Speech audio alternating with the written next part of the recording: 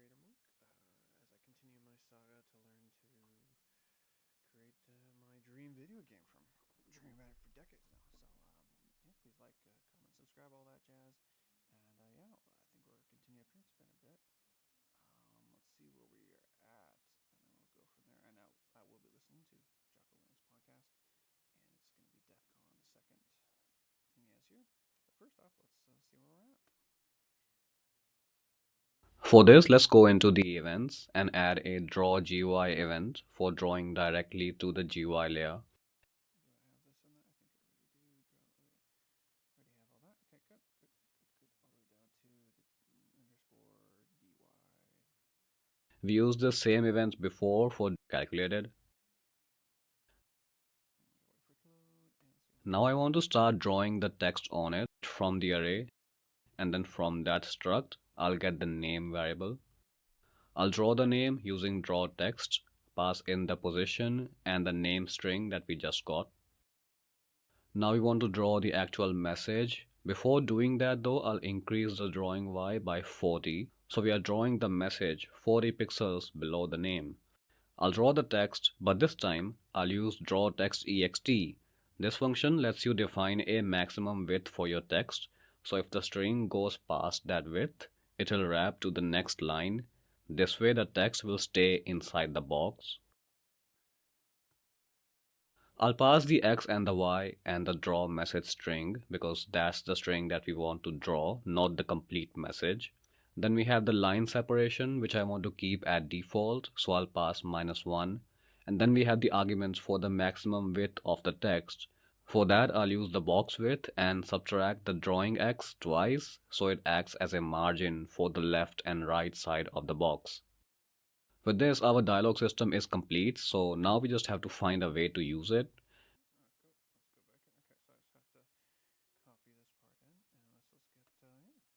Discipline Equals Freedom, Episode 2. Echo Charles and me, Jocko Willink. Why? I'm going to go straight to the book on this one right here. Discipline Equals Freedom Field Manual. Why? Over and over and over again, I am asked, why? What drives me? Happens to this day. I still get asked this question. And I think people are looking for, hey, maybe he's going to say something that then I can hold on to. Right? Like, tell me why you're doing this, so then when I know why you're doing it, then I can do it for that why as well. Mm-hmm. Unfortunately, I don't think that works. I don't think it works 100% of the time. Maybe it works 70% of the time. But what it comes down to is my why is not going to be the same as your why in many cases. Back to the book, what drives me? When I was younger, I was preparing for war. What a way to grow up. What an awesome way to grow up. And it's weird because I was preparing for a war that at the time didn't exist because it was the 90s. And in the 90s, there was no war going on. There was little skirmishes that would break out around the world. So what I was preparing for was the unknown. What I was preparing for was something that I didn't understand fully. And in my mind and in many of our minds, we prepared for like a dragon that was 1,000 feet tall and breathed fire. And so that's what we were getting ready for. We weren't preparing for a kangaroo. Do dragons kind of look like kangaroos a little bit, right? Yeah, sure. It depends on what depiction of the dragon, I guess. But don't dragons, they kind of have, aren't dragons on 2 feet? Kind of like a kangaroo? Some of them, yeah. Like a Godzilla scenario. Yeah, is that a dragon? Yeah, kind of. But then if you look at like Mothra. The Last Dragon, that's more of a moth. But you got the Last Dragon. I think it's called, or Dragonheart. Sorry, that's a 4-legged dragon right there. So we could go both ways. Yeah. Well, what I was preparing for was a big, giant, the most evil dragon you could imagine. That's what I was preparing for. Back to the book. I knew that somewhere out there, another man was also preparing. That man was my enemy. He was working, training, planning, and preparing to meet me on the battlefield. I didn't know when. I didn't know where. So all that changed. Once the war started, it was like, oh, you're going on deployment in 12 months. And you're going to Afghanistan. You're going to Iraq. You're going to wherever, where you know there's a war going on. So you knew who the enemy was. We didn't even know who the enemy was back then. It was like, well, it could be some terrorist. It could be some insurgent. It could be some, we didn't know what it was. Partially also because I was young and dumb. So we're training for the unknown. You know, this reminds me talking to Brian Sargent. Sure. He said when he was a really good wrestler, and he would train for wrestling, and when he would visualize who he was going against, they never had a face. Because he said he didn't want to be opponent specific, because you're not sure, you're going through the brackets and maybe this guy upsets this guy, so you're not going to go against the guy, the number 2 seed. Now you're going against the number 4 seed, but I didn't prepare for him. So he'd prepare visually to wrestle people without faces. And I feel like that's kind of what I was doing. But in doing that, it makes you prepare, in a lot of ways, it makes you prepare harder, right? Because if you're smart, you're thinking worst case scenario. Like maybe you're thinking, oh, well, the way the bracket's going to be set up, I'm going to be going against the number 12 seed. That's going to be pretty easy. I know that guy. He doesn't have a real good sprawl. I'm going to take him down easy. Then all of a sudden you're going against some other guy. So that's a problem. We're going to make a function that creates this dialog object and passes in the messages. For that, let's go into the scripts folder and make our first script. I'll name this dialog.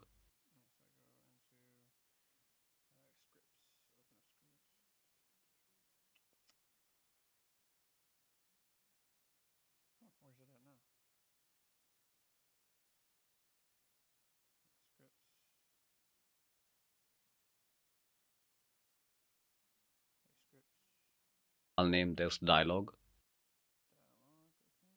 The main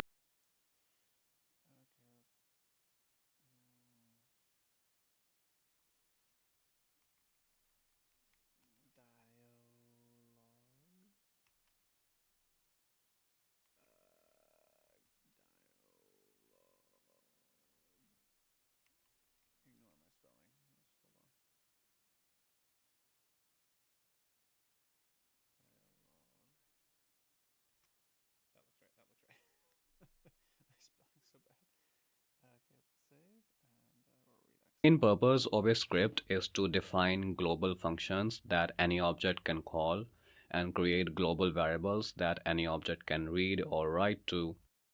We are first going to define a function called createDialog, which takes one parameter, that is the array of messages to use. In the function, we'll first check if objDialog already exists, and if it does, we'll end the function by using return. If it doesn't exist, we can create it. So I'll make an instance of that object. I've stored its ID in a variable. Through that variable, I'm gonna set the messages array of the dialog instance from the argument that was passed in. Then I'll set its current message variable to 0, so we can start the dialog from the first message in the array. All we have to do now is to test this function. So for that, I'll go in so we can start the dialog.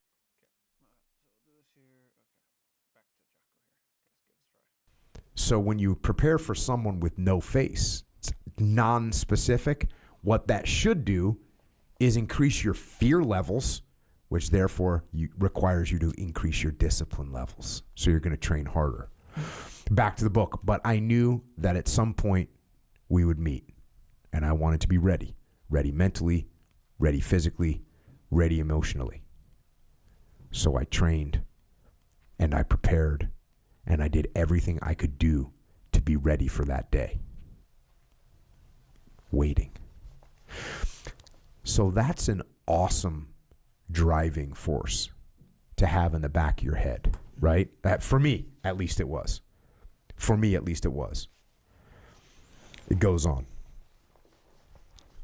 So I trained, and I prepared, and I did everything I could to be ready for that day.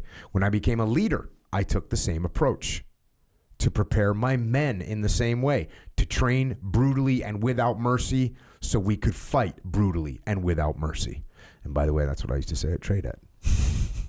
And when a team would check in, I'd say, hey, we train brutally and without mercy so we can fight brutally and without mercy.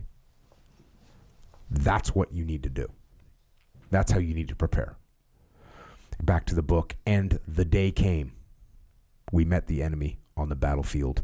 We were ready, and we fought, and we won. Then, one day, it was over. I was no longer a soldier, no longer a leader of men. I was no longer preparing myself or my men for war. So, what drives me now? The answer is simple. The men that did not come home. Mark and Mikey and Ryan, but it's not only them. There are others, hundreds more, thousands more, countless more, who fought and died to give me the gift of freedom. And for them, I will make every day, every minute, every second, I will make it all count. I will live to honor their sacrifice, a life worthy of the price they paid for me, for us. I will not let them down. So that's a broad, overarching, driving force in life. That's a broad, in other words, that's so deeply embedded. That's such a huge driver. That's almost like the psychological driver. You know, someone that when they were growing up, they got picked on and Dialogue from the first message in the array. All we have to do now is to test this function. So for that, I'll go into the obj player object and open the step event.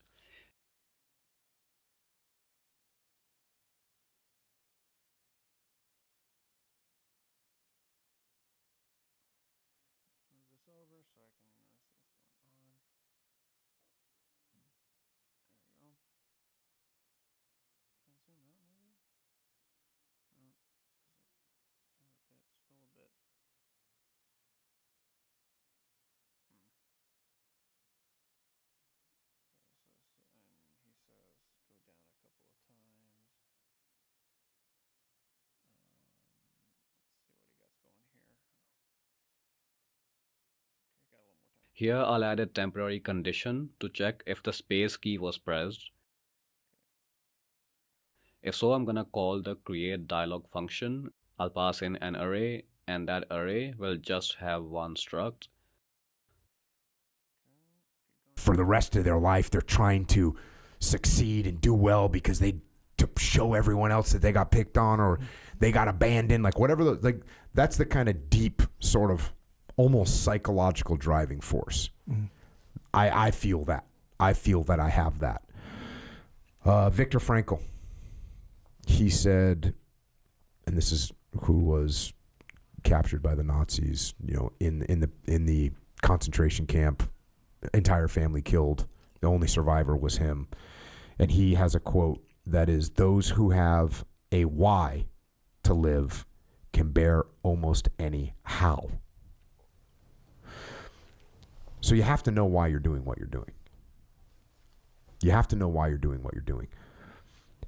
And to me, this is your own personal strategic thinking, right? We talk about on a mission, you've got to understand the long-term strategy that you're trying to achieve. You've got to understand what the long-term goal is. You and I talk about this a lot. We've got to think strategic. We got to think long-term. Short-term, have a donut. Okay, guys, thanks for watching, and we did a little bit more coding today. I think we're making some progress here. If you have any tips, let me know what you want me to do here. I'm also enjoying doing this while listening to Jocko. He's been great help this year in 2026, getting me on my feet and all that. Being more of what I could be, more than what I am. Anyways, thanks for watching, and this is Game Creator Monk